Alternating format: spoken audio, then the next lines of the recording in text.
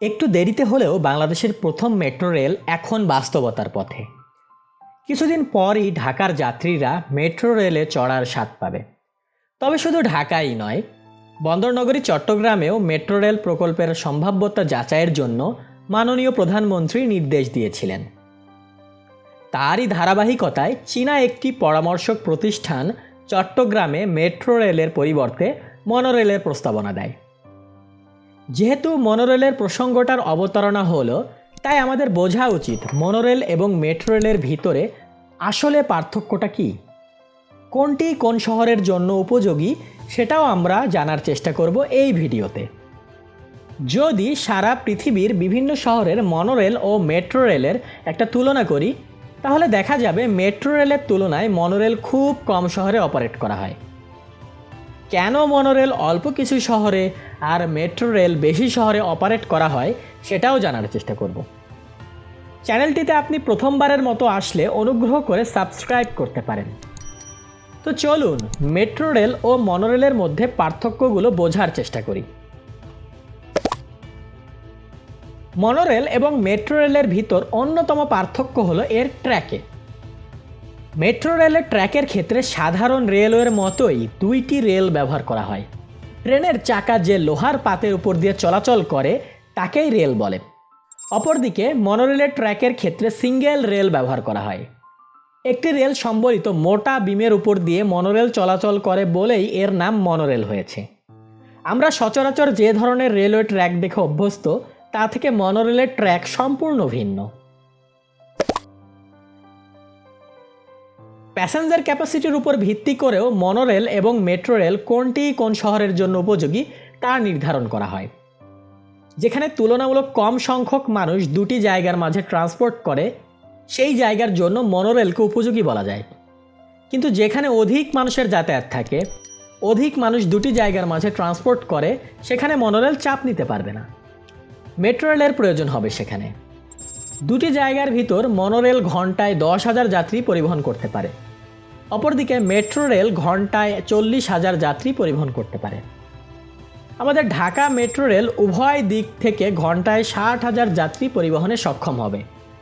এতে করে বোঝাই যাচ্ছে যেখানে অধিক মানুষের যাতায়াত রয়েছে সেখানে মনোরেল উপযোগী নয়, কিন্তু দুটি জায়গার মাঝে ঘন্টায় 10,000-এর মতো যাত্রী পরিবহন হলে মনোরেল পারফেক্ট অপশন হতে পারে। মনোরেল ও মেট্রো রেলের মাঝে দ্রুতি বা বেগ অন্যতম একটি পার্থক্য। মনোরেলের সর্বোচ্চ বেগ ঘন্টায় 80 কিলোমিটার পর্যন্ত হয় এবং গড় বেগ ঘন্টায় 40 থেকে 60 কিলোমিটারের ভিতর থাকে।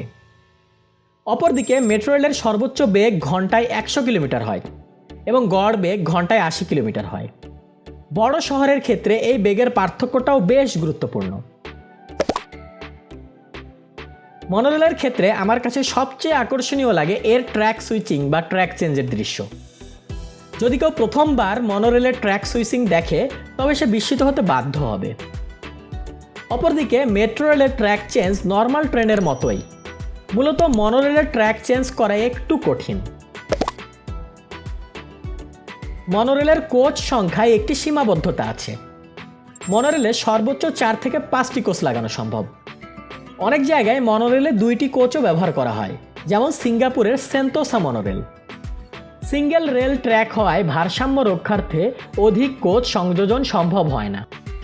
অপরদিকে মেট্রো রেলের ক্ষেত্রে সাধারণ ট্রেনের মতোই অনেক কোচ লাগানো যায়।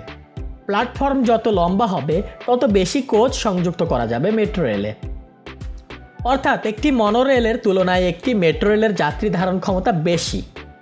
ঢাকা মেট্রো রেল শুরুতে 6টি কোচ নিয়ে চলবে এবং পরে তা 8টি করা হবে। মেট্রো রেলের তুলনায় মনোরেলের নির্মাণ খরচ বেশ কম হয়।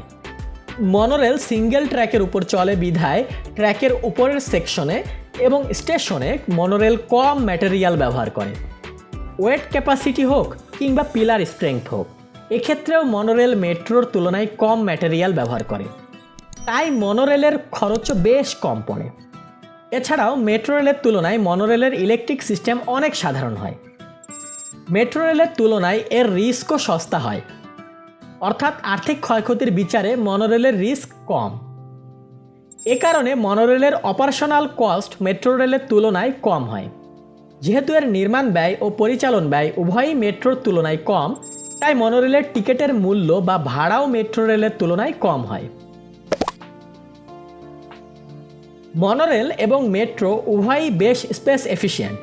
যদি আমরা চিন্তা করি একই পরিমাণ লোককে বাই রোড কিংবা বাই বাসে ট্রান্সপোর্ট করতে হবে, তবে সে হিসেবে মনো এবং মেট্রো উভয়ই বেশ এফিশিয়েন্ট। প্রতিটি কোচ গড়ে 140 জন যাত্রী পরিবহনে সক্ষম, কিন্তু তারপরও মনোরেল নির্মাণে মেট্রো রেলের তুলনায় জায়গা কম লাগে। মনোরেলের লাইন সরু রাস্তার উপর দিয়ে, কনজেস্টেড এরিয়া, এমনকি বিল্ডিংয়ের ভিতর দিয়েও নির্মাণ করা সম্ভব।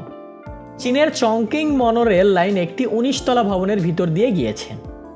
মনোরেল সহজেই টার্ন নিতে পারে, কিন্তু মেট্রো রেল সহজে টার্ন নিতে পারে না। তাই মেট্রো রেলের ক্ষেত্রে নর্মাল ট্রেনের মতোই লম্বা মোড় বানানোর প্রয়োজন হয়। এজন্য অনেক রাস্তায় সমকোণে মোড় বানানো সম্ভব হয় না। যেখানে জায়গা কম বা মোড় অনেক বেশি, সেখানে মনোরেল বেশি উপযুক্ত। মতিঝিল থেকে কমলাপুর সমকোণ হওয়ায় এখানেও লম্বা মোড় বানানোর প্রয়োজন পড়বে। ডিজাইনের কথা যদি বলতে চাই, তবে আমার মনে হয় সবাই মনোরেলের ট্রেনের ডিজাইনকেই বেশি আকর্ষণীয় বলবে। বটম সাপোর্টেড মনোরেল নিচের দিকে ট্র্যাক ঢেকে রাখে বিধায় দেখতে বেশ ব্যতিক্রম লাগে। মেট্রো রেলের ট্রেন লাইনের উপর দিয়ে চলে, কিন্তু মনোরেলের ট্রেন লাইনের উপর এবং নিচ উভয় স্থান দিয়েই চলতে পারে।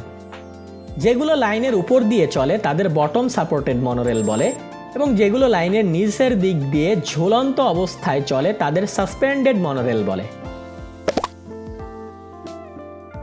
মনোরেলের নির্মাণ ও পরিচালন ব্যয় কম হলেও ক্যাপাসিটি টু কস্ট রেশিওতে মেট্রো রেলই এগিয়ে থাকবে। অর্থাৎ ক্যাপাসিটি টু কস্ট রেশিওতে মেট্রো রেল বেশি লাভজনক। মেট্রো রেলের খরচ বেশি হলেও এটা অনেক বেশি যাত্রী পরিবহন করতে সক্ষম।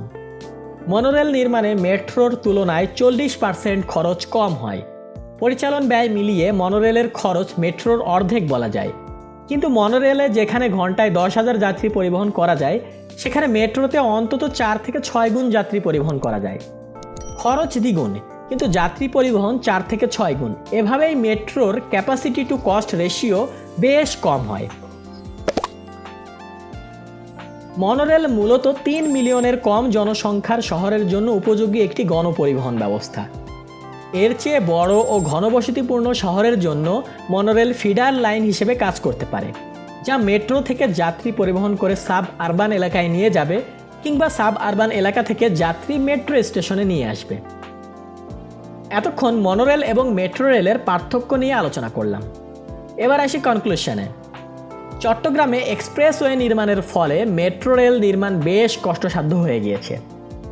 এক্সপ্রেসওয়ে নির্মাণের জায়গা দিয়ে মেট্রো রেল নির্মাণ প্রায় অসম্ভবই বলা যায়। এছাড়াও চট্টগ্রামে তুলনামূলক প্রশস্ত রাস্তা কম, গুরুত্বপূর্ণ সড়কে মোড়ও বেশ ঘন ঘন। এটার কারণেই মূলত মনোরেলের প্রস্তাব দেয়া হয়েছে। কিন্তু চট্টগ্রামের জনসংখ্যা বিবেচনায় আমার মনে হয় মনোরেল পর্যাপ্ত হবে না। অন্তত আগামী দিনে চট্টগ্রামের জনসংখ্যা অনেক বাড়বে, তখন মনোরেল চাপ সামাল দিতে পারবে না। আমার মনে হয় যেভাবেই হোক চট্টগ্রামে মেট্রো রেল কিংবা সাবওয়ে বাস্তবায়ন করা উচিত। সাবওয়ে হতে পারে বেস্ট অপশন। খুলনা সহ অন্যান্য বড় শহরের ক্ষেত্রে মনোরেল বেশ উপযোগী মাধ্যম হতে পারে। আপনার কি মনে হয় তা কমেন্টে জানাতে পারেন। ভিডিওটি দেখার জন্য আপনাকে অসংখ্য ধন্যবাদ। পরবর্তী ভিডিও দেখার আমন্ত্রণ রেখে আমি বিদায় নিচ্ছি। আল্লাহ হাফেজ।